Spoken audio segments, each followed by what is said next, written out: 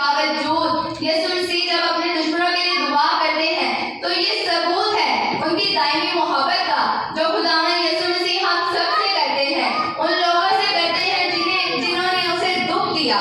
میرے عزیزوں، خداوند یسوع مسیح جب بھی دعا کرتے تھے تو لوگ ان سے پوچھتے تھے کہ ہم جب دعا کریں تو اپنے خدا کو کس طرح بلائیں، کس طرح اس سے دعا مانگیں۔ متی 6 باب اس کی 9 آیت میں لکھا ہے، خداوند یسوع مسیح نے کہا کہ جب بھی تم دعا کرو تو یہ کہو، آئے ہمارے باپ تو جو آسمان پر ہے۔ خداوند یسوع مسیح خود بھی جب بھی دعا کرتے تو وہ خدا کو باپ کہہ کر پکارتے۔ میرے عزیزوں، متی 6 باب 39 اور 42 آیت میں لکھا ہوا ہے کہ باغ گتسمنی میں یسوع نے 2 بار دعا کی اور دونوں بار انہوں نے خدا کو باپ کہہ کر پکارا۔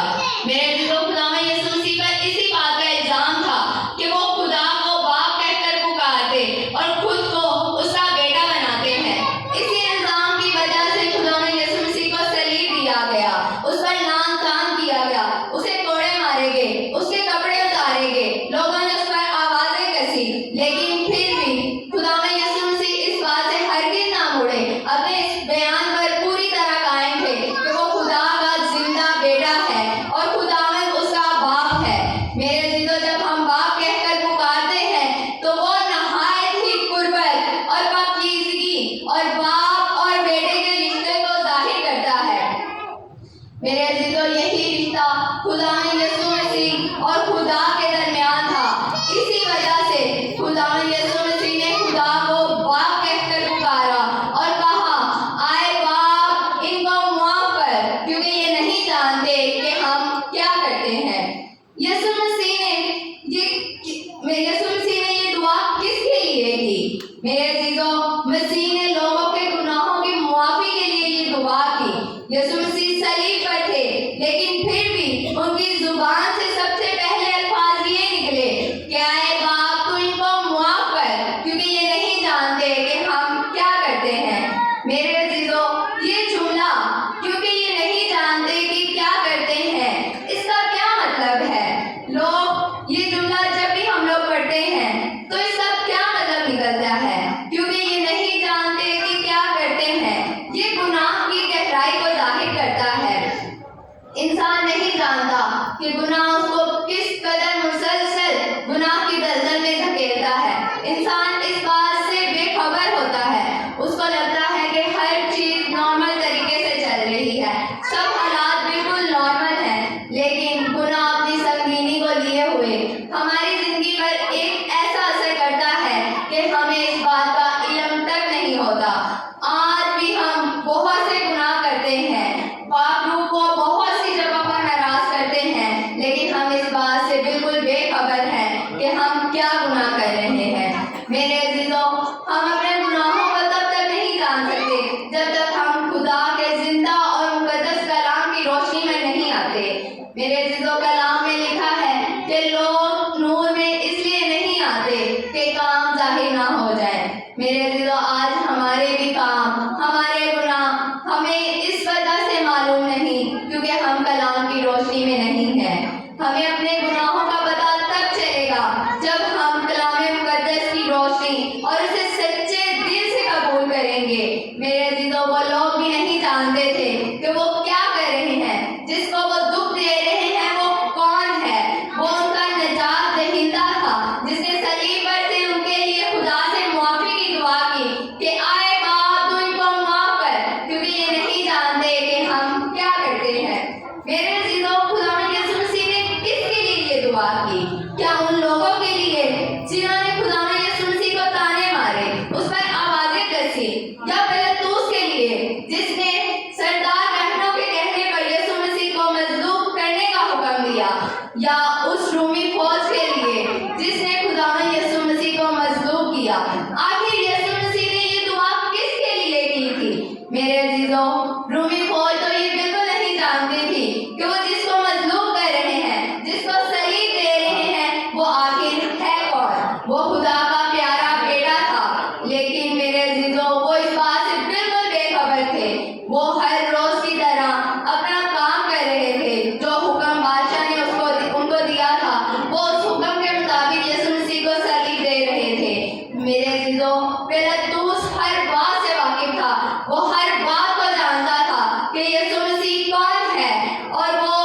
بے گناہ ہے اور وہ سب کا نجات دہندہ ہے، لیکن وہ یہودیوں کی تھیولوجی سے بالکل بھی واقف نہیں تھا۔ میرے عزیزوں، سردار کاہن اور عام عوام اس بات سے بے خبر تھے کہ وہ جس کو صلیب دے رہے ہیں وہی ان کا نجات دہندہ اور ان کا خدا ہے اور ان کا مسیح ہے۔ میرے عزیزوں، سردار کاہن یسوع مسیح کو اپنے لیے ایک خطرہ سمجھتے تھے اور وہ سمجھتے تھے کہ یسوع مسیح ان کی کرسی اور پوزیشن کے لیے ایک سب سے بڑا خطرہ ہے۔ وہ اپنی کرسی اور پوزیشن کے لیے کسی طرح کا بھی کوئی خطرہ برداشت نہیں کرنا چاہتے تھے۔ وہ نہیں چاہتے تھے کہ ان کی پوزیشن اور ان کے اختیارات پر کوئی بھی خطرہ آئے، چاہے وہ خدا کا بیٹا ہی کیوں نہ ہو۔ میرے عزیزوں، وہ اچھے چرواہے بننے کی بجائے پھاڑنے والے بھیڑیے بن گئے۔ انہوں نے لوگوں کو مجبور کیا اس بات پر کہ وہ مسیح کو رد کریں، اس کا انکار کریں۔ کیونکہ لوگ یہ سمجھتے تھے کہ جب بھی مسیح آئے گا، سردار کاہن، فقیہ اور فریسی ان کو اس بات سے آگاہ کریں گے کہ مسیح اس دنیا میں آ چکا ہے۔ لیکن میرے عزیزوں، وہ خدا کے کلام کو جاننے کے باوجود مسیح کو رد کرتے رہے، اس کا انکار کرتے رہے۔ اب سوال یہ ہے کہ خداوند یسوع مسیح نے صلیب پر سے کس کے لیے معافی کی دعا کی، اپنے باپ سے کس کے لیے معافی کی درخواست کی، کس وجہ سے اس نے لوگوں کے لیے دعا کی؟ میرے عزیزوں، خداوند یسوع مسیح ہر ایک انسان سے پیار کرتا ہے، وہ ہر ایک کے لیے دعا کرتا ہے، ہر ایک کے لیے اپنے باپ سے معافی مانگتا ہے۔ وہ ان لوگوں کے لیے بھی معافی مانگتا ہے جس نے انہیں دکھ دیا، جنہوں نے اس پر تانے کسے، اس پہ آوازیں کسی، اسے لعن طعن کیا، اسے کوڑے مارے، اس کے سر پر تاج پہنایا۔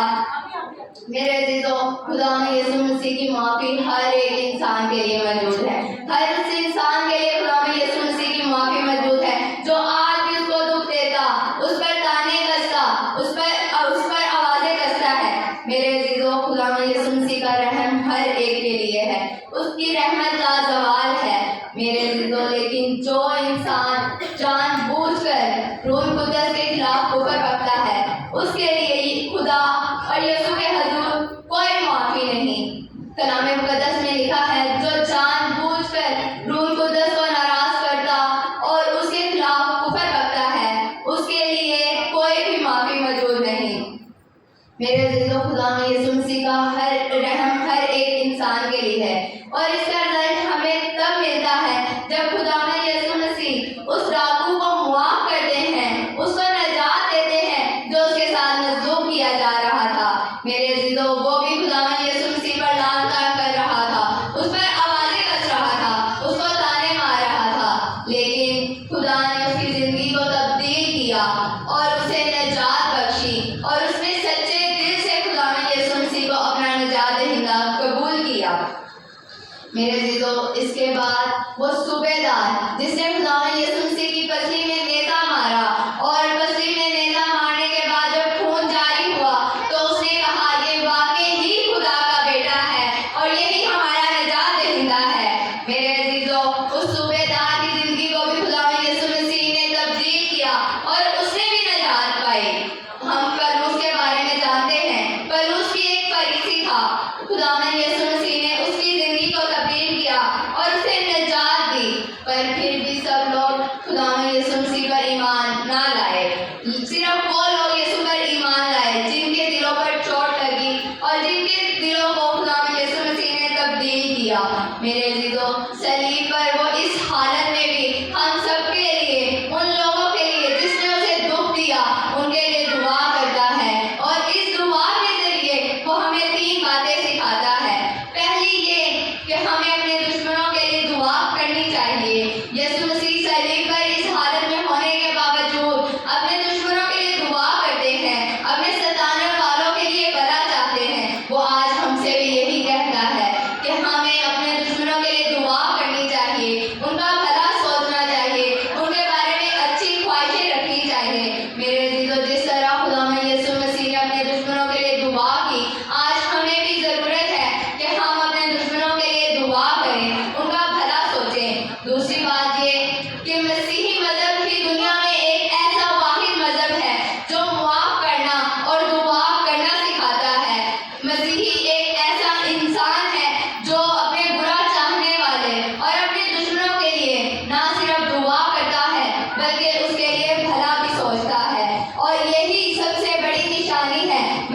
होने की। तीसरी बात ये कि खुदावंद यीशु मसीह गुनाहों को माफ करने की कुदरत रखता है। उसने सलीब पर डाकू को निजात दी, उसके गुनाहों को माफ किया, उसने सूबेदार को निजात दी। मेरे अजीजों, इस बात से जाहिर होता है कि गुनाह चाहे कैसा हो, हालत चाहे कोई भी हो, अगर हम सच्चे दिल से और पूरे ईमान से खुदा से माफी मांगते हैं तो वो हमें माफ करने की कुदरत रखता है। मेरे अजीजों, खुदा के खालक चाल फरमाते हैं कि गुनाह चाहे किस किस्म का भी हो, अगर हम सच्चे दिल से खुदा से माफी मांगते हैं तो वो हमें माफ करने की कोई ना कोई वजह जरूर ढूंढ लेता है। यीशु मसीह ने वो दुआ हम सबके लिए की, वो आज भी हमारी शिफात करता है। रोमियो 8:34 में लिखा है, कौन है जो मुजरिम ठहराएगा? मसीह यीशु वो है जो मर गया, बल्कि मुर्दों में से जी उठा और बाप के दाहिनी तरफ बैठा है और हमारी शिफात करता है। और फिर इब्रानियों 7:25 में लिखा है, इसलिए जो उसके वसीला से खुदा के पास आता है वो उसे पूरी पूरी निजात देने के लिए तैयार है, क्योंकि मेरे अजीजों वो हमारी शिफात करता है, हमें मुआफ करता है। मेरे अजीजों, आज हमें क्या करना चाहिए? आज हमें इस बात पर गौर करना चाहिए कि हम किस हालत में हैं, किस गुनाह में हैं। क्या आया हम कलामे मुकद्दस की रोशनी में हैं या नहीं हैं? हम किस कदर से रूह कुदस को नाराज कर रहे हैं? मेरे अजीजों, हमें खुदावंद यीशु मसीह की तरह होना चाहिए। हम उसके पैरोकार हैं, हमारा दिल उसकी तरह होना चाहिए। हमें अपने दुश्मनों को माफ करना चाहिए, उनका भला सोचना चाहिए। मेरे अजीजों, हमें पूरे ईमान के साथ और सच्चे दिल के साथ खुदा के पास आने की जरूरत है। कलामे मुकद्दस में इब्रानियों 10:22 में लिखा है, तो आओ हम सच्चे दिल और पूरे ईमान के साथ और दिल के इल्जामों को दूर करने के लिए दिलों पर छींटे लेकर और बदन को साफ पानी से धोकर खुदा के पास चले। मेरे अजीजों, हमें भी इसी तरह खुदा के पास आने की जरूरत है, खुदा के कलाम को समझने की जरूरत है। मेरे अजीजों, उसने कलमा बोला, सबसे पहला कलमा उसने मुआफी का बोला और ये बोला कि आए बाप तो इनको माफ कर, क्योंकि ये नहीं जानते कि हम क्या करते हैं। मेरे अजीजों, आज हम भी इस बात को नहीं जानते कि हम क्या कर रहे हैं, हम किस कदर गुनाह में फंसे हुए हैं। हमें खुदावंद यीशु मसीह के जिंदा कलाम को पढ़ना चाहिए। उनके पैरोकार होने के वजह से हमें उन दुश्मनों को माफ करना चाहिए जो हमारा बुरा सोचते हैं। हमें खुदावंद यीशु मसीह पर पूरा ईमान रखना चाहिए। अगर हम खुदावंद यीशु मसीह पर पूरा ईमान रखें तो हमें निजात देने के लिए तैयार है। वो हमारा निजात दहिंदा है, वो हमारे गुनाहों को माफ करने की कुदरत रखता है। खुदा के जिंदा मुकद्दस कलाम का पढ़ा और सुना जाना हम सबों के लिए बाइस बरकत हो। आमीन। खुदा